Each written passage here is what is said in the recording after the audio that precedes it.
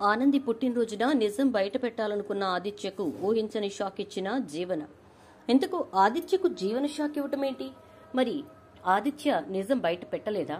అసలు ఆనంది ఆదిత్యకు ఏం చెప్పింది? ఎందుకు ఆదిత్య నిజం బయట పెట్టలేదు?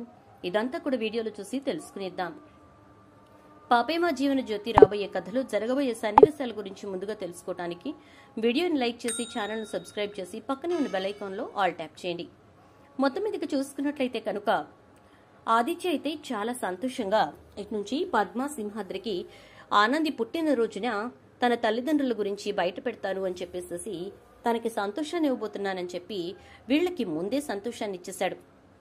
వాళ్ళు ఎవరు ఏంటి అనేది మేము అడగం, కానీ తన కన్న వాళ్ళు ఎవరో తెలిసింది కాబట్టి మాకు చాలా సంతోషంగా ఉంది అని చెప్పని అంటూ ఇక పద్మ ఇంకా సింహాద్రి అంటారు. ఇక వాళ్ళు అలా అన్న తర్వాత ఇక మీరు దీని గురించి దిగులు పట్టం ఆపేస్తారు కదా అంటాడు. ఇంకెందుకు అల్లుడు గారు, మీరు నిజం ఏదో తెలుసుకున్నారు. వాళ్ళ తల్లిదండ్రులు అంటే ఆనంది తల్లిదండ్రులు ఎవరో మీరు తెలుసుకున్నారు. ఇది చాలదా ఏంటి? చాలు మాకు, ఇంతకంటే ఇంకేది మాకు అక్కర్లేదు. ఎందుకంటే బిడ్డని ఎవరు ఇక నువ్వు అనాదివి అని చెప్పని అనరు అని అంటుంది ఈ పద్మ. ఇక ఆదిత్య అక్కడి నుంచి వెళ్లిపోతాడు. అలా వెళ్లిన తర్వాత ఆనంది పుట్టినరోజున ఊహించని విధంగా తనకి సర్ప్రైజ్ ప్లాన్ చేయాలి అని చెప్పని అనుకుంటాడు. ఇక ఇక్కడి నుంచి పద్మ ఇంకా సింహాద్రి ఇంటికి వెళ్లిన తర్వాత అక్కడ జ్యోతి తోటి సూర్య తోటి చాలా సంతోషంగా మాట్లాడుతూ ఆనంది జీవితంలో ఇప్పటి వరకు పడ్డటువంటి బాధలు కష్టాలు అన్నీ పోబోతున్నాయి, తను తన తల్లిదండ్రుల్ని చేరుకోబోతోంది అనే ఆనందాన్ని వాళ్ళ ముఖాల్లో జ్యోతి సూర్యలు కనిపెట్టేలా వాళ్ల ప్రవర్తన ఉండడంతో ఇక వాళ్ళు ఎందుకు మీరు ఇంత సంతోషంగా కనిపిస్తున్నారు, ఏదైనా సంతోషకరమైన వార్తుంటే మాతో కూడా పంచుకోవాలి కదా అని చెప్పని అంటుంది ఇక జ్యోతి. ఆ మాట అనేసరికి కాకపోతే మేం మాట ఇచ్చున్నాం, అందుకోసమే విషయం ఏంటనేది చెప్పలేం, కానీ చాలా సంతోషంగా ఉంది. బిడ్డకు జీవితాంతం మిగిలిపోయేటటువంటి బాధ పోయేటటువంటి రోజు దగ్గరలోనే ఉంది అని చెప్పేసి అంటుంది. సరే అయితే దగ్గరలోనే ఉందంటున్నారుగా, ఆ రోజునే మేం కూడా తెలుసుకుంటాంలే అని చెప్పని అనగానే ఇక ఇదంతా గమనించినటువంటి అలేఖ్య అయితే జీవనకు ఫోన్ చేస్తుంది. ఫోన్ చేసి ఏంటి ఇక్కడ మా పెద్దమ్మ పెద్దనాన్న తెగ సంతోషంగా ఉన్నారు, ఎందుకో ఏంటో అస్సలు అర్థం కావట్లేదు అని చెప్పేసేసి అంటుంది. అవునా, అదేంటి సడన్ గా వాళ్లలో అంత హ్యాపీనెస్ ఎందుకు వచ్చింది అని అడుగుతుంది. దాంతో ఇక అలేఖ్య అయితే ఎందుకు అనేది నాకు తెలియదు, కానీ చాలా సంతోషంగా కనిపిస్తున్నారు అని చెప్పని అంటుంది. గమనిస్తూ ఉండు, వాళ్ల మాటల్లో ఎక్కడో ఓ చోట ఖచ్చితంగా ఆ సంతోషానికి కారణం ఏంటో మనకు తెలుస్తుంది అని చెప్పేసేసి అంటుంది ఇక జీవన అలేఖ్యతోటి. అలాగే ఇక అక్కడ మాత్రం నువ్వు చూసుకుంటూ ఉండు, ఎక్కడ ఆనంది తన కొంగును కట్టేసుకుంటుందో చివరికి నా ఆది నాకు కాకుండా పోతాడోనని ఎప్పటికప్పుడు భయపడుతూనే ఉన్నాను అని చెప్పని అనగానే సరే సరేలే నేనది చూసుకుంటా, నువ్వేం కంగారు పడకు అంటుంది. ఇక అలా అన్న తర్వాత రోజున ఆఫీస్కి బయలుదేరుతుంది జీవన. అలా వెళ్తున్నటువంటి జీవనకు మళ్లీ శశికాంత్ కనిపిస్తాడు. శశికాంత్ ఆ రోజు ఉదయాన్నే వేరే ఊరికి వెళ్లే పనుంది అని చెప్పేసి ఇంట్లో నుంచి బ్రేక్ఫాస్ట్ కూడా చేయకుండా బయలుదేరిపోతాడు. అలాంటి శశికాంత్ ఇక తను వెళ్తున్నటువంటి దారిలో కనిపిస్తాడు. ఇదేంటి మావయ్య గారు ఎక్కడున్నారు అని చెప్పని జీవన అయితే ఆగుతుంది. తను ఆగిన విషయాన్ని శశికాంత్ తెలియనివ్వకుండా దూరంగా నిలబడి గమనిస్తూ ఉంటుంది. ఇక శశికాంత్ ఆగిన చోటికి పూర్ణిమ వస్తుంది. అలా వచ్చినటువంటి పూర్ణిమను శశికాంత్ చూసి చాలా సంతోషపడిపోతూ పూర్ణిమ చేతిని పట్టుకుని పద వెళదాం అని చెప్పి ఇక కార్ డోర్ ఓపెన్ చేస్తాడు. పూర్ణిమ కారులో ఎక్కి కూర్చుంటుంది. ఇక శశికాంత్ పూర్ణిమను తీసుకుని బయలుదేరిపోతాడు. జీవన సైలెంట్ గా ఆ కార్ వెనకాలే వెళ్తూ ఉంటుంది, కొంచెం దూరంగా. ఇక తను శశికాంత్ మిర్రర్స్ లో కూడా కనిపించినటువంటి విధంగా చాలా జాగ్రత్తగా వెళ్తూ మొత్తానికి వాళ్ళు వెళ్లినటువంటి ప్లేస్ ని కనుగొంటుంది. వాళ్ళిద్దరూ కలిసి ఊరి చివర ఉన్నటువంటి రెస్టారెంట్ కి వెళ్తారు. అక్కడ కూర్చుని ఇద్దరు చాలాసేపు మాట్లాడుకుంటారు. అలా మాట్లాడుకున్న తర్వాత చైత్ర ఫోటో చూపించమని శశికాంత్ అడిగేసరికి చైత్ర ఫోటో చూపిస్తుంది పూర్ణిమ. ఆ ఫోటో చూసి తను నా కూతురా, తను నిన్న నాకు గుడి దగ్గర బొట్టు పెట్టింది అని అనగానే అవునా, నేను మీకు పరిచయం చేయకుండానే మీతో పరిచయం ఏర్పాటు చేసుకుందనమాట.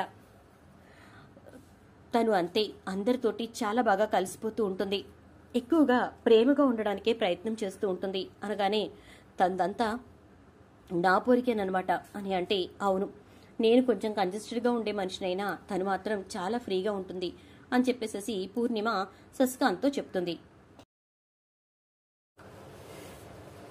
అలా శశికాంత్తో చెప్పిన పూర్ణిమ మాటలకు శశికాంత్ అయితే చాలా సంతోషపడిపోతాడు. నా కూతురికి నా పోలికలు వచ్చాయన్నమాట. నిజంగా చాలా చాలా హ్యాపీగా ఉంది. నువ్వు చైత్ర అని ఎందుకు పేరు పెట్టావో తెలియదు గాని అసలు సునంద కూడా ఆడపిల్ల పుడితే చైత్ర అని చెప్పి పేరు పెట్టుకుందాం అనుకుందట.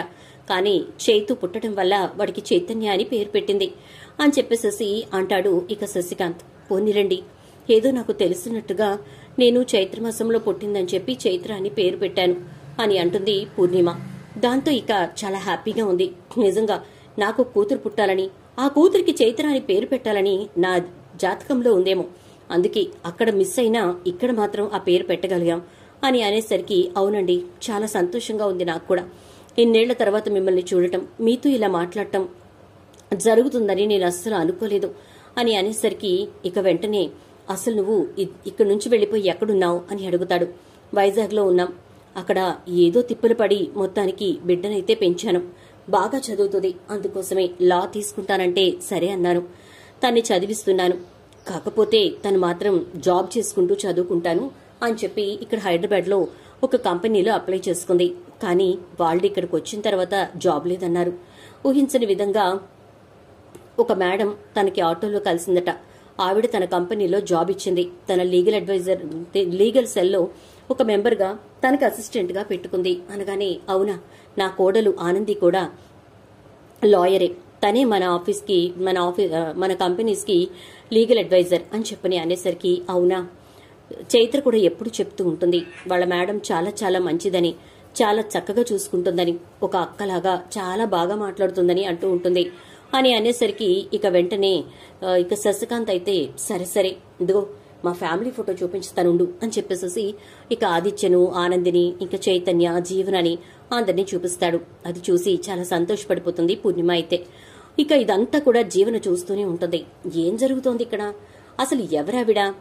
మొన్న నేను ముఖం చూడలేకపోయాను, కానీ ఈ రోజు ముఖం కనపడుతోంది. ఎవరో ఏంటో తెలీదు. ఇప్పటి వరకు మామయ్య గారు ఇలా ఉండటం నేను ఎప్పుడూ చూడలేదు. ఆయన పర్సనల్ స్పేస్ తీసుకోవటం అనేది నాకు తెలిసినంత వరకు లేనే లేదు. కానీ ఆయన ఇప్పుడు పర్సనల్ స్పేస్ తీసుకుంటున్నారు. అది కూడా ఎవరికి తెలియకుండా ఒక వ్యక్తిని కలవడానికి ఇంత దూరం వచ్చి ఇక్కడ కూర్చుని ఇంత సంతోషమైన టైంని గడుపుతున్నారు. అసలు ఎవరై ఉంటుంది ఆవిడ అని చెప్పని అనుకుంటూ ఇక జీవన అయితే ఆ రోజు రాత్రి శశికాంత్ని మళ్లీ నిలదీస్తుంది. ఆవిడ మన ఆఫీసులో ఓల్డ్గా అంటే పాత వర్కర్ అమ్మా అని చెప్పేసి అనేసరికి ఓల్డ్ ఎంప్లాయా? ఏం మాట్లాడుతున్నారు మావయ్య? నిజంగా మీరు చెప్తోంది నిజమా అంటే అవునమ్మా, మన ఆఫీసులో ఓల్డ్ ఎంప్లాయ్.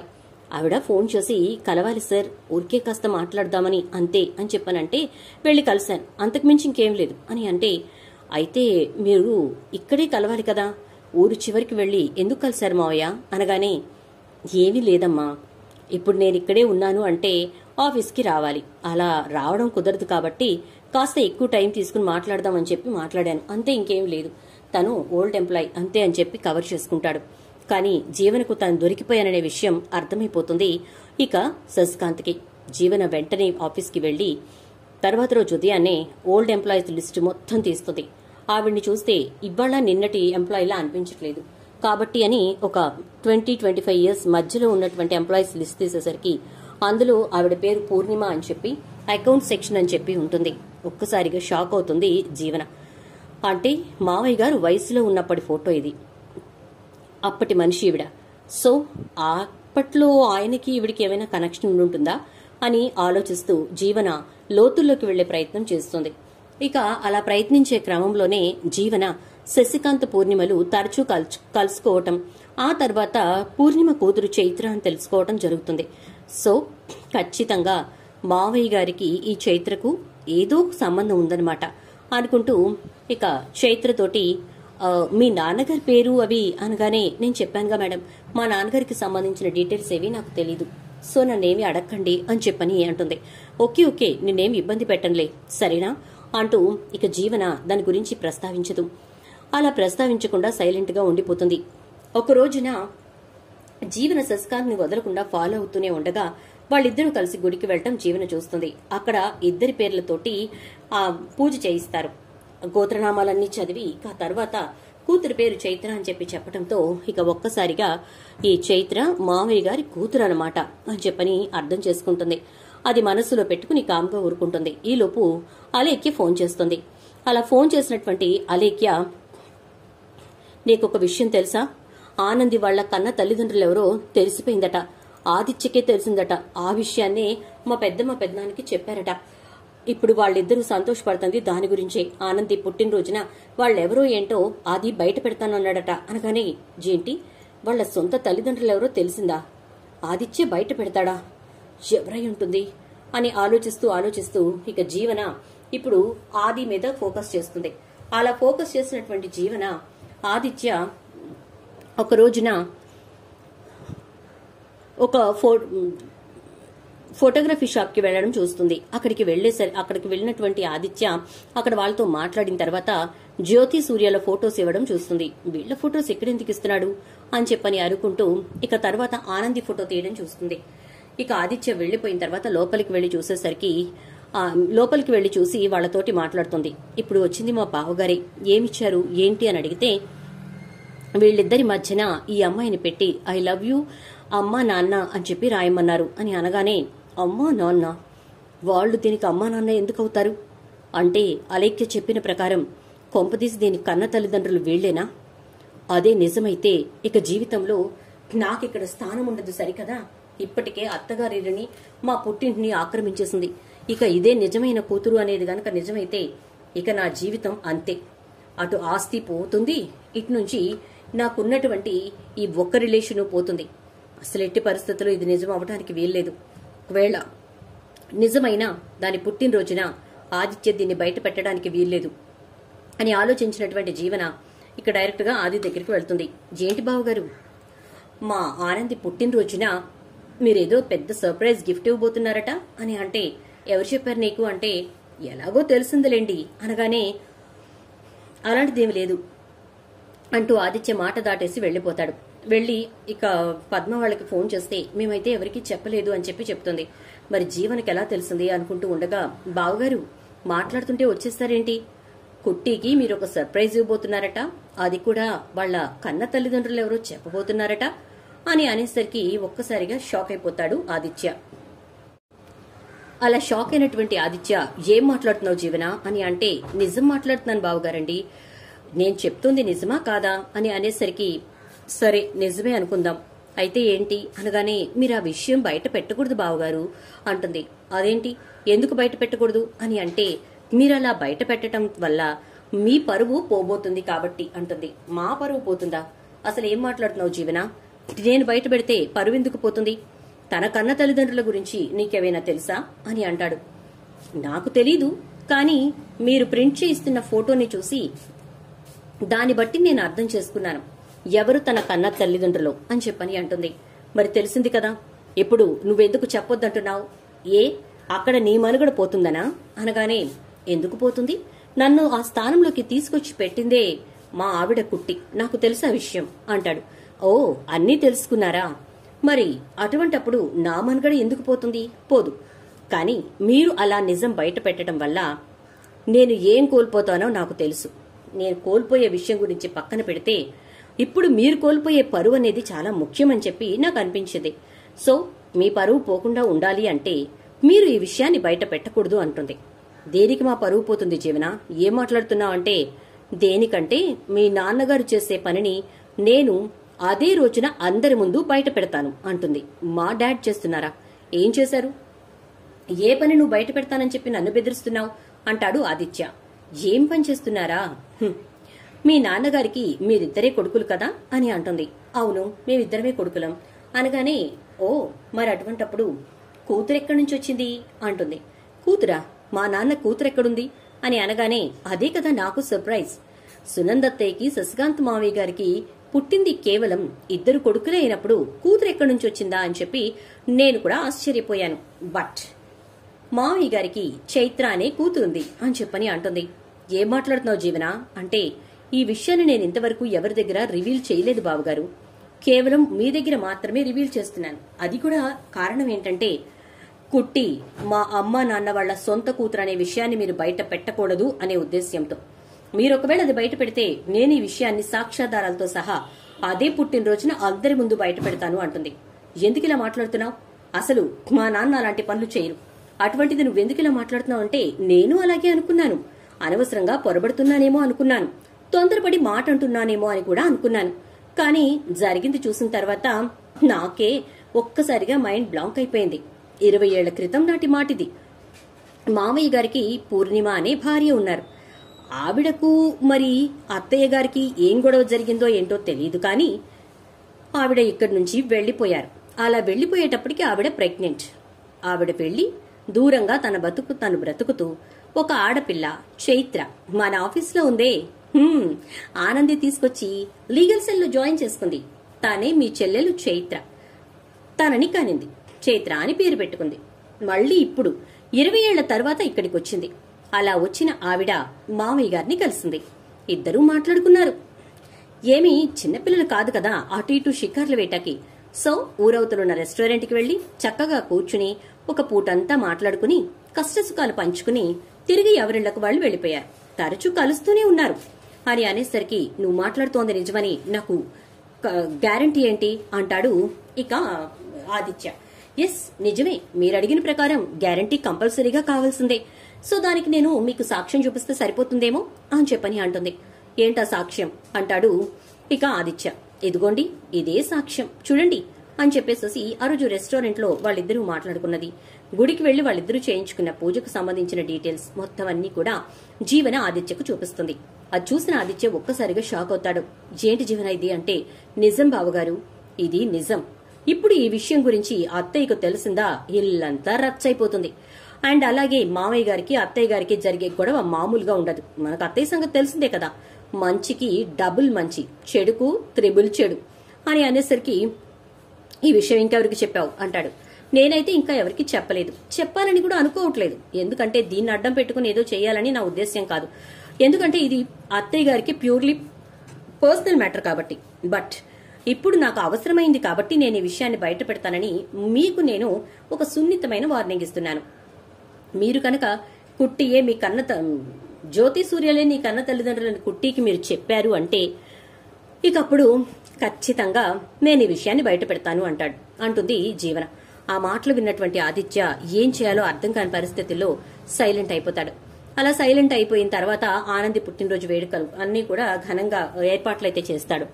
ఇక ఆ రోజున ఇటు పద్మ సింహాద్రి ఇద్దరూ కూడా వెయిట్ చేస్తూ ఉంటారు, ఎప్పుడెప్పుడు ఆదిత్య నిజం బయట పెడతాడా అని చెప్పి.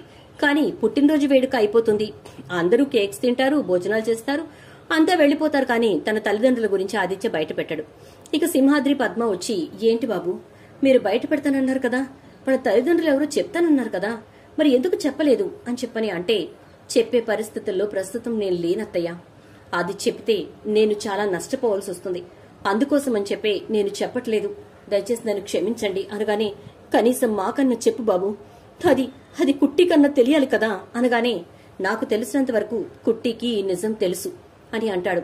ఏంటి, కుట్టికి నిజం తెలుసా అనగానే, నాకు తెలిసినంత వరకు కుట్టికి నిజం తెలుసు, తెలిసి కూడా తను బయట పెట్టట్లేదు, ఇక ప్రపంచానికి మాత్రమే తెలియాలి అని అనగానే, సరే బాబు, సరే అయితే దాని రాత ఎలా ఉంటే అలా జరుగుతుంది అని చెప్పేసి ఇక పద్మ సింహాద్రి ఇద్దరూ కూడా బాధపడుతూ అక్కడి నుంచి వెళ్లిపోతారు.